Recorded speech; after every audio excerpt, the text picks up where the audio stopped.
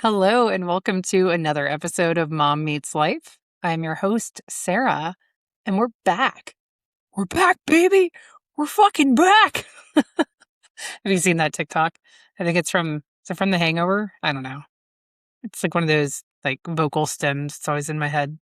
Anyway, here we are. Where we are is a new place. Ta-da! Unless you didn't notice the background. I am in a new space, and you probably are just listening on Spotify and not watching on YouTube. I did not record, I think, the last episode for YouTube. Maybe it was the last episode. I don't know. Maybe there were a few. I was so busy with moving and all of the other things that I don't always do YouTube. It is a pain in the ass. I honestly I hate being on camera. I actually do. There are people who are like, "Oh my God, I hate it."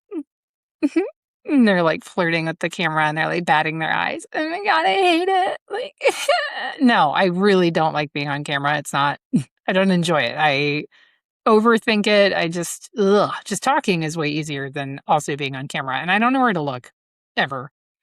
Like right now, if you're watching this, I'm staring directly at the camera and it's like creepy because I'm just like looking at it. If I look down at the screen, it doesn't work. I don't like it. Anyway, we're going back on YouTube as long as this works. Who knows? But I am in a new space because I moved. Thank God. So on the last episode, I took a hiatus, and honestly, I think I'm going to do that every summer, depending on how long this podcast lasts. This could be my last episode. You never know. I could get hit by a bus. Who knows? But if this continues, I might take a break in the summer because I have 3 kids and kids are exhausting, especially working from home in the summer with 3 kids home all the time. I'm exhausted. So at the end of last season, had gone through I don't even know if I'd call it a breakup. It was a weird, we didn't even date that long. The guy was weird. And looking back at it, it's just weird. It's just weird. I'm not a fan of this man. I actually had an incident recently where someone reached out to me who's I guess dating him. I don't know, but she accused me of posting about him. And it was really weird and uncomfortable. And I'm like, what? You're the kind of person that has to reach out to your new boyfriend's exes and be like, he's my man now. Ew. At one point, she's like, I don't even want to give her the time. I was going to make a funny video about it, but it wasn't even worth it. So I won't say much about it. But at one point, she was like, that was me you saw at church with him. I'm like, okay. Jesus, lady. It was weird. I I don't I don't fuck around. You message me like that, you're barking up a tree you don't want to bark up, but whatever, that floats your boat and you feel like a big bad dog being like, my boyfriend, you were mean to my boyfriend. Yeah, thank you for solidifying that for me. Forever ingrained in my memory is just the ick that was that relationship. So thank you. Kudos to you. Godspeed. Have fun with that. Anyway, at the end of last season, I'd gone through whatever that was. And I decided I'm just not dating anymore. It's pointless. I'm not seeking anything. And I wasn't seeking that one either. He just came out of the woodwork like a fucked up Pinocchio. But I stopped seeking. I stopped, if someone was giving me attention, I'm like, okay, I don't have time for it. I don't care. And I went through this. I've been going through a journey, obviously. So I started a podcast. And I was praying a lot about it, and I really felt like it was time to sell my house. Also, I just realized there's a plant in the background, and it looks like it's giving me a mullet. And anyway, my ADHD is off the charts today. So I decided to sell the house. I had lived in that house for 2 years post-divorce. And the story with the house, if you've listened to any of my podcasts before, if you're here from TikTok, I will get to that in a moment. My TikTok kind of blew up this summer. I got a divorce, went through the process. I bought my ex out of the house. And when you buy someone out, you either take out a HELOC or you refinance with the amount that you gave them. So he got a substantial amount of money to leave me. So good for him. I mean, really smart move on his part because although I'm a little offended that I'm only worth that much, but whatever. So he got a substantial amount of money to leave my house. And then I got to call my house. But I'm like, it's not worth it. I don't want to spend that amount of money just for this to be called my house. But I digress. So I stayed in that house for 2 years after he left. And, he is remarried, has a baby. Like, he's living his, I don't want to say his best life. He's living whatever life he wants to live. And it is not the life for me. So Godspeed. But I was in this house and there were all these memories and it just wasn't serving me anymore. I was paying so much more money for the same fucking house. Imagine, if you will, driving a car. You're driving like a 2006 Chevy Cobalt and you're paying $400 a month for your Chevy Cobalt. And then your boyfriend's like, you know what? I don't want to ride in your Chevy Cobalt anymore, but you can have it. And then you have to pay him to leave your Chevy Cobalt and drive the damn thing around still, even though you don't really want to, but you're going to do it. And then instead of paying $400 a month, you're paying like $800 a month for a car you don't even want. It's a terrible example. I don't know why I thought of a Chevy Cobalt. It's a terrible car. Anyway, my house was lovely. It was my home. And, people say, oh, well, you couldn't have gotten it if you weren't married before. He didn't give me shit. He gave me trauma and a really hefty therapy bill. That's what he gave me. And they're like, oh, he gave you children. His minimal part is giving me children. Like, we're not going there. I'm not this whole like, oh, but he did all this. No, he didn't. He didn't do shit, man. He left. He got his money. We move on. He didn't give me that house. I bought that fucking house. And I got that house because of what I make and what I've earned and what I have built up as my career. I have done everything I can possibly do to make myself better, to make more money, to be a successful marketer, to be a great provider for my children. And I go out of my comfort zone at all times to make sure my children have everything they want. Can you tell I'm on a soapbox today? Other people in my life that I've known just stay as comfortable as they possibly can because they don't want to do anything that could possibly be different than any of the mundane routine that they already have. So they stay exactly where they are at all times. And that is comfortable. And they're like, well, why can't I grow? Because you won't get out of your fucking comfort zone. So again, can you tell I'm on a soapbox? I worked really hard. And because of my salary, we were able to buy that house in the first place. Then, because of my salary and my work ethic, I was able to keep that house after my ex decided to leave me. Why the fuck would I want to stay in that house? Well, I'll tell you, at least for the first 2 years, it was because of my kids. I grew up a child of divorce, and I knew what it was like to change schools and move, and I didn't want to do that to them. And also, my house was flooded at the time, so it's not like I could leave. But I stayed there. I did the work. I stayed with the construction crew while they made every decision on my kitchen and what flooring I want and this and that. And I'm like, I hate this place. I don't want to be here. Because my ex's new wife had lived in that house. I didn't want to be there. I didn't want to walk by her room and be like, oh, that's the room where she used to live. It fucking sucked. But I did it for my kids. And eventually, my parents lived in the same neighborhood as we lived.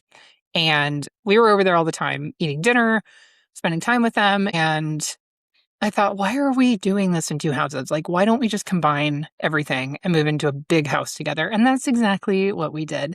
So that is why I moved. And that's why it took 2 years after the divorce to move. It had to be the right time. And God's timing is everything. We push and we pull and we say, well, I don't want to do this, God. Don't make me do this. And why would you do this? And we, woe is me all the time. God has such intricate plans for our lives.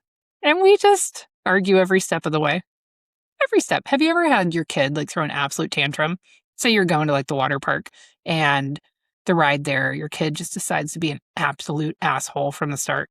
I didn't get my Cheerios. Like, and you're thinking the whole time, like, I'm surprising you at the water park. This sucks. My life sucks. I don't want to do this. And you're like, shut up. I feel like that's God. And then you show them the water park, like, look, this is where we're growing, you ungrateful little shit. And you're like, oh, I'm sorry, Mom. Like, so you're driving a minivan around.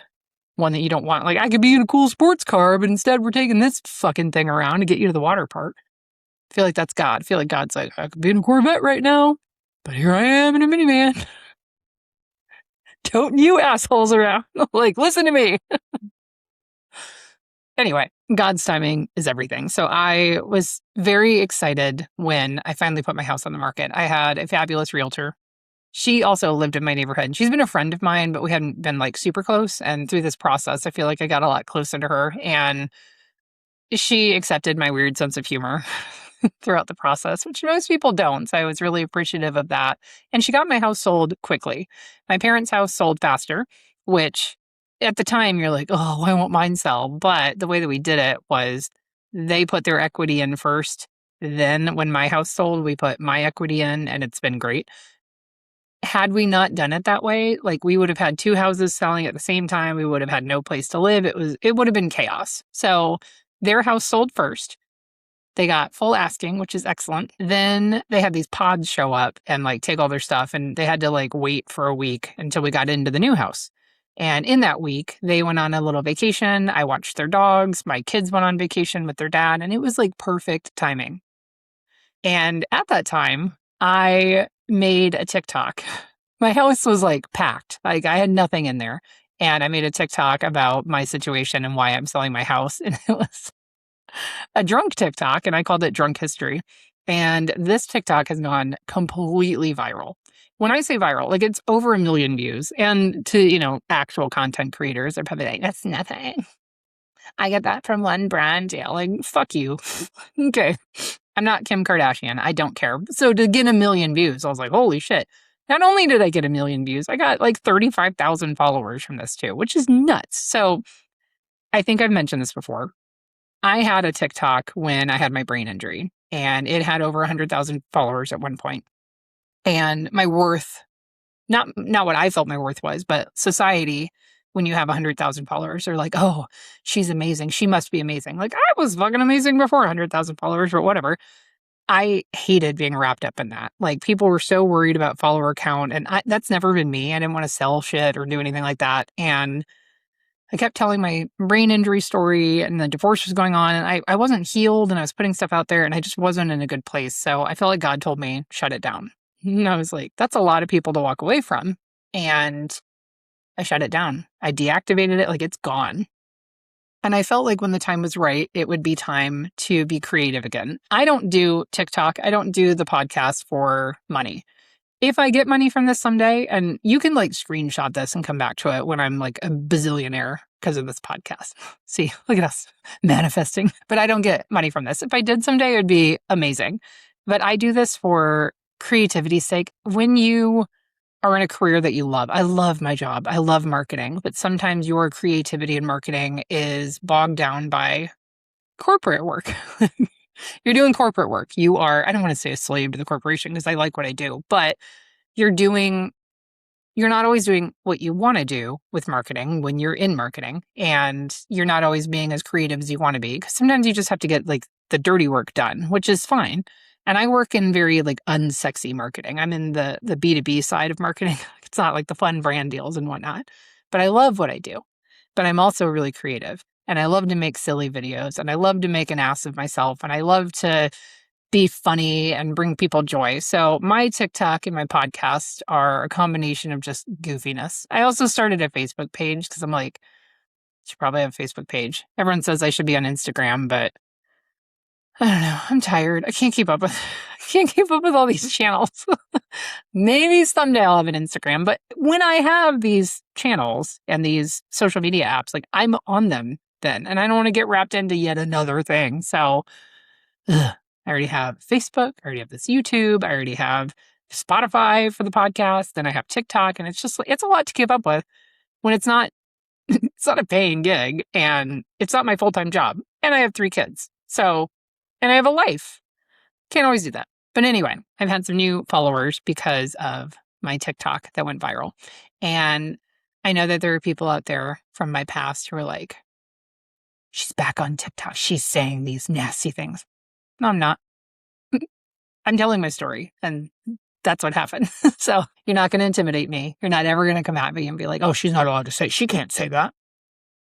I just fucking did. When you silence people and you tell, especially women, we've been told for so long, oh, you can't speak up. You must be dainty. You must be feminine. Being feminine doesn't mean you can't speak truth. And I had an incident recently where my circle is small. It's pretty small. My funny TikTok about selling my house and drunk history, I had so many people like, I want to be your friend. I'd love to be your friend. I don't think you would. And I'm not, this isn't woe is me, like nobody likes me. I don't think you would.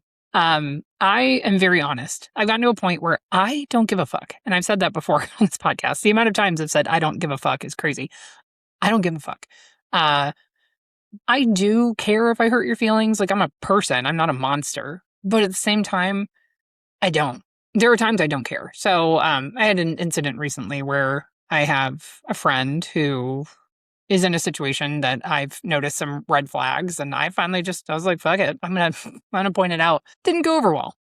Okay. Uh, did she appreciate it? Probably not. Years from now, when things go down in flames and she sees for herself, she probably will be like, huh. Because I didn't have someone come to me and say, hey, by the way, red flag. I'm going to look at this.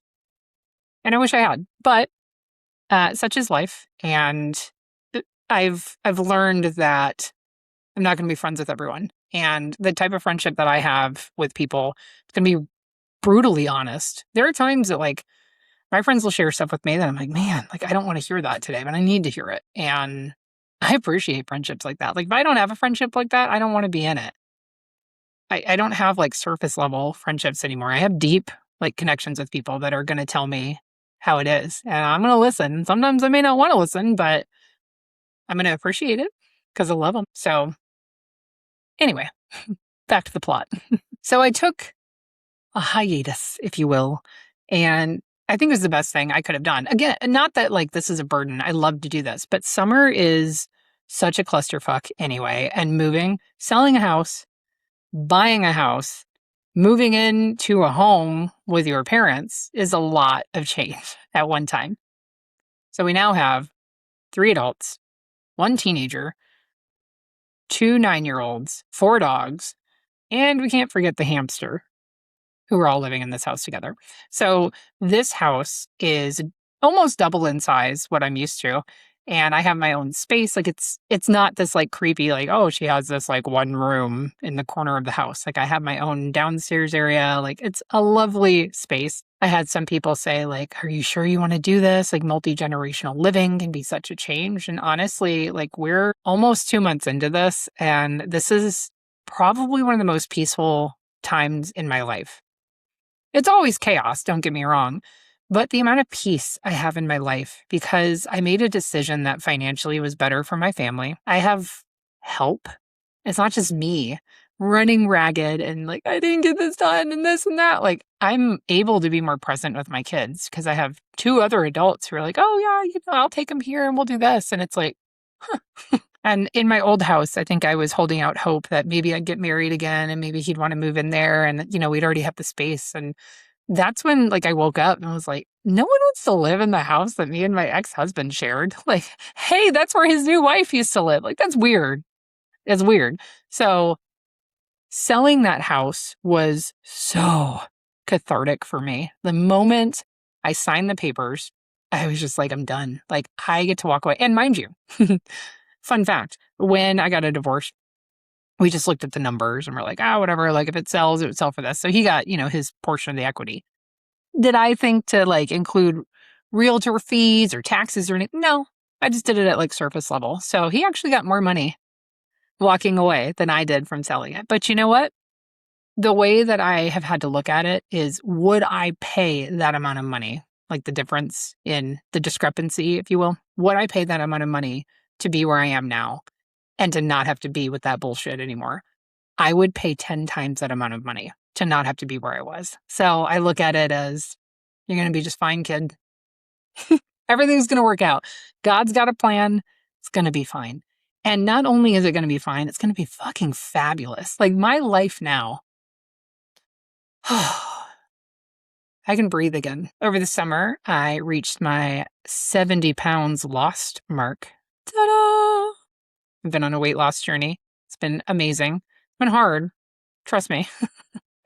But I reached this point and I look back at pictures of when I first started to go through all of this and I looked so bad. It was awful. I'm not saying I was ugly. I'm not saying that if you're a certain weight that you're not beautiful. I was still a beautiful person, but I just didn't feel like me. And I was miserable. There are a lot of people who get angry about a breakup. I wasn't angry. I was sad. I was so sad. And I was like, this just broke my heart. And to process it. And again, I've mentioned this before, but like, wouldn't you want that kind of love in your life where you are the kind of person who loves wholly, and when somebody leaves you, you're sad about it?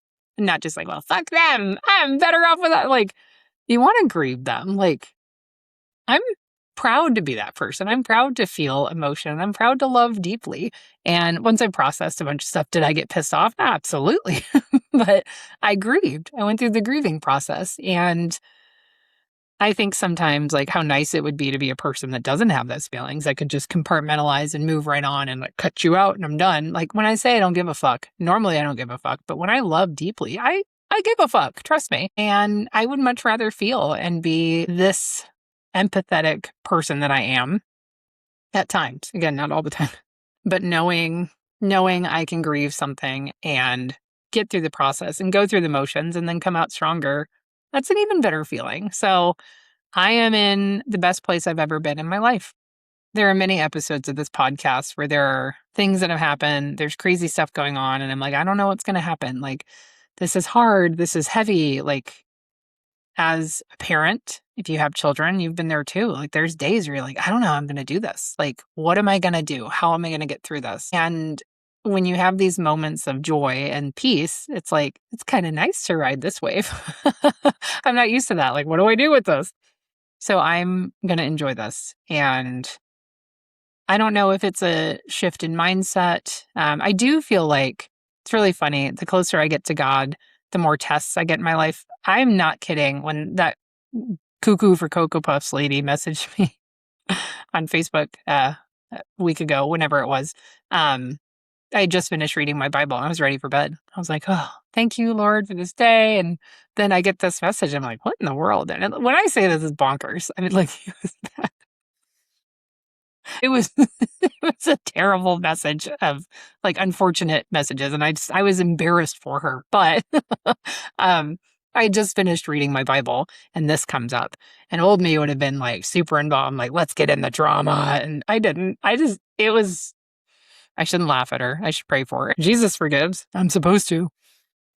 But again, old me would have like absolutely gone down that rabbit hole and like let it take over me. And I laughed. And there was also recently, I broke off from a life that I was living for a while. And I'm not saying I'm holier than thou or I'm better than these people or, they're losers because they're staying. I was friends with people in my life from a variety of different friend groups. It wasn't just one. But when I would look at their lives, nothing changed. It was always the same thing. Like if you go back on New Year's Eve and you look at where your life has come from New Year's Day to New Year's Eve of that same year, if you look back and you're like, wow, nothing's changed. Like sometimes that's okay when you're in like a peaceful existence. These people, nothing changed. It was the same thing every day. Every time we hung out, where are we going tonight to drink? That's all it was. Where do we want to drink tonight? What activity do we want to insert into our lives whilst drinking tonight? Same problems, same issues, same things to overcome. We'd vent about the exact same thing. There was never anything new. And when I stepped away from that, I guess they were upset about it, whatever. But when I stepped away from that, I didn't have those same problems. I had new good things happening in my life. When I started to do better for myself and better for my family, good things started happening.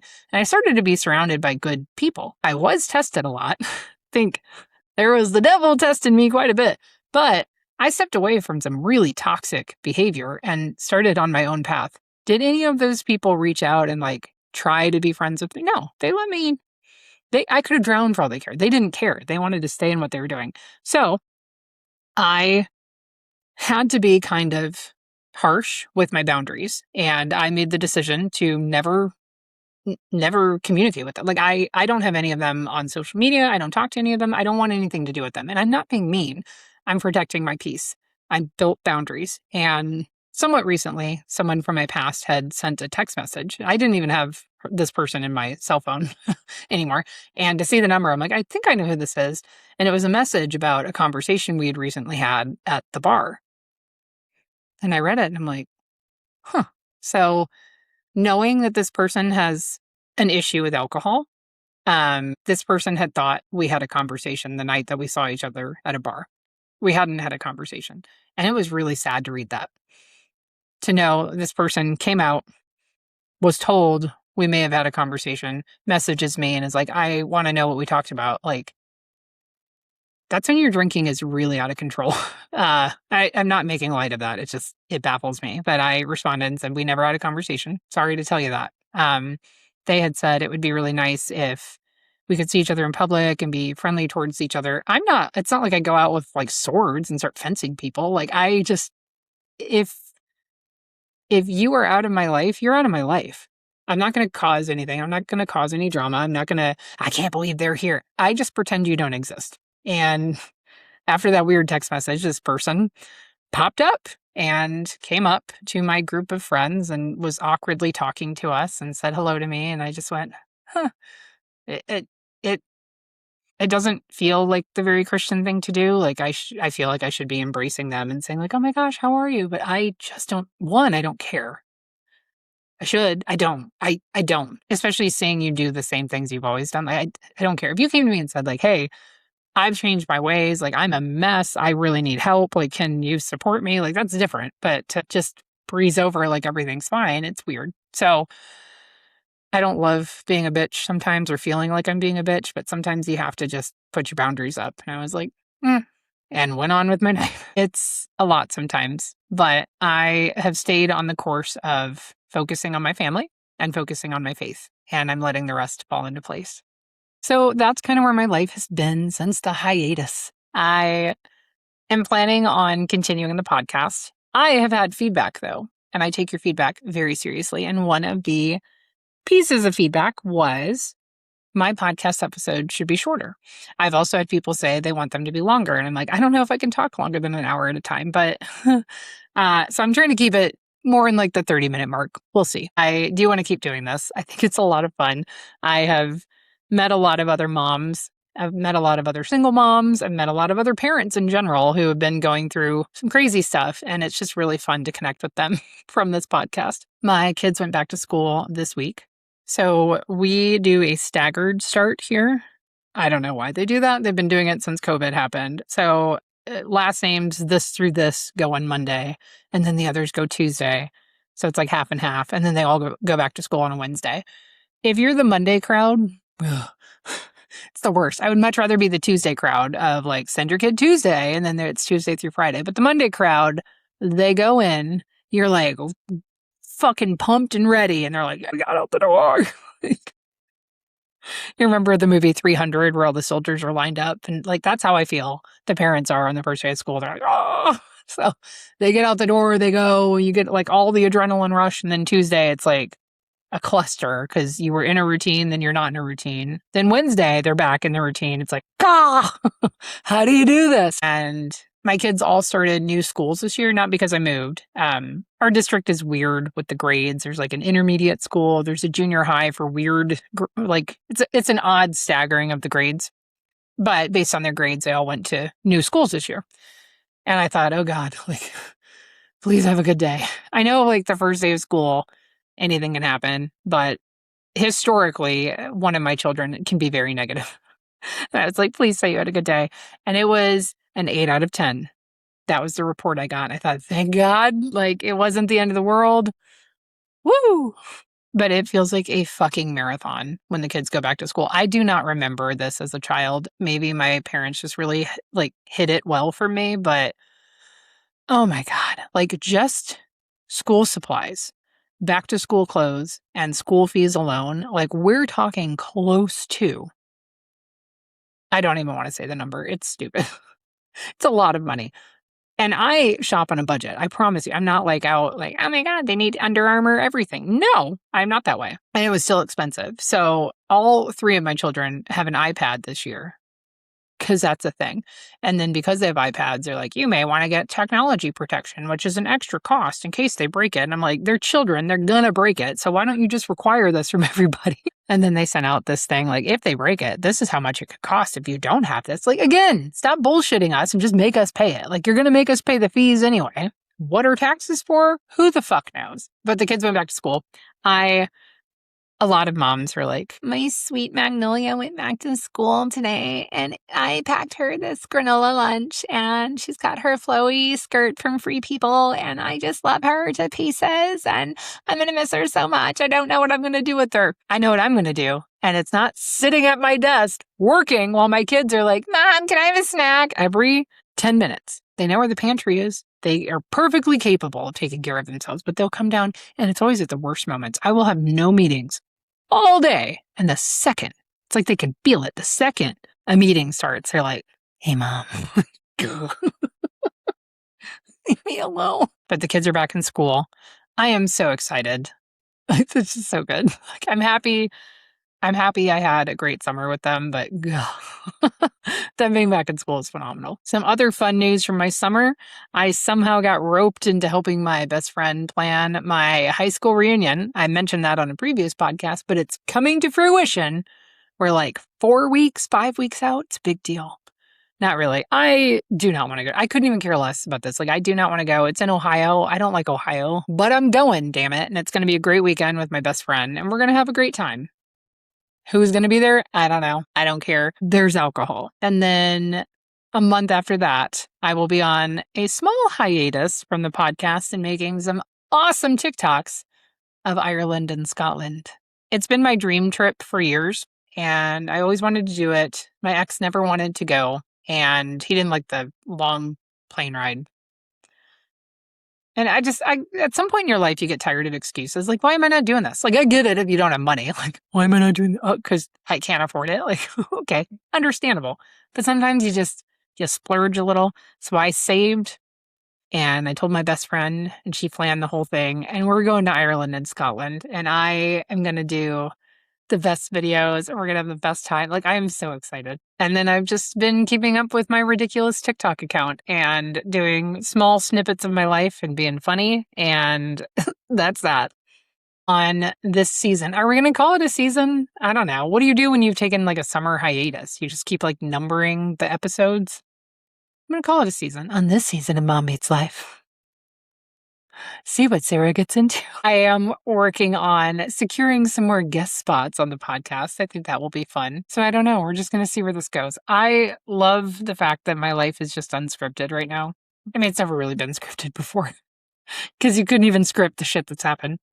But it is really fun to be back. And I think there will be more themes and exciting things to talk about. But right now, I'm just going to live in my little bubble on this little high that I'm on and just have a happy life, man. It's pretty cool. I guess I could do a dating update. I did get some DMs, if you will. That's what the cool kids call it. I did get some DMs this summer from men. I had one guy. I was like, I feel like I'm on a fucking tribunal. He's like, what's your age? How long are you married? How many kids do you have? What do you like to do for dates? I'm like, I'm not on trial here. Like, what the fuck, man? That's not how you like wow a woman. It's dating is so gross. People are so stupid when it comes to that they're like, I must ask you everything I can up front. And if you do not meet my qualifications, like, shut the fuck up, dude. Like, you have a greasy beard. Like, don't talk to me. Ugh. Take a fucking shower, man. He had like one of those fish pics, like him catching a fish. And I'm like, is this ironic? Like, is this tiny fish he's holding up? Like, look what I got. All right, Bubba. Go back down to the creek.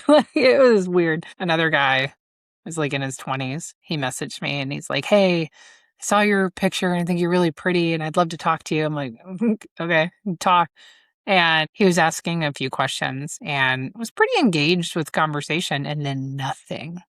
I was like, where did he go? What happened? And I shit you not, the next day he had a picture with this woman. He's like, my new girlfriend. I'm like, what the fuck is wrong with people? And then I had a few people on TikTok ask if I wanted to be their sugar baby. They're all spam accounts, but I'm going to count it. I did have one guy on TikTok who's like, we've been through such similar things. And I went through his stuff and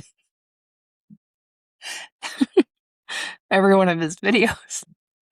It's like, hey, kings, today we're going to talk about this. The only king he's ever come across is Burger King. I get so gross out when men call each other kings. It's like, hey, kings. Hey, Kings, here's how to do day trading. You too could make 6 figures like me. In Monopoly money, sure. And then more recently, I was set up on a date. And as you know, I do not talk about things that could be in progress.